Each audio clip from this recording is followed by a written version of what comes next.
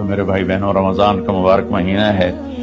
मैं इसमें अपने आप को भी और आप सब बहन भाइयों, बेटे बेटियों को मुखातिब करके अर्ज करता हूँ कि अब हम दिलों को साफ करें, ज़बान की हिफाजत करें, आपस में लड़े हुए तो माफ़ करें। इज्जत जिल्लत, जिंदगी मौत मेरे अल्लाह के हाथ में है।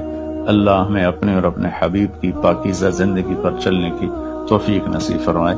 अस्सलाम।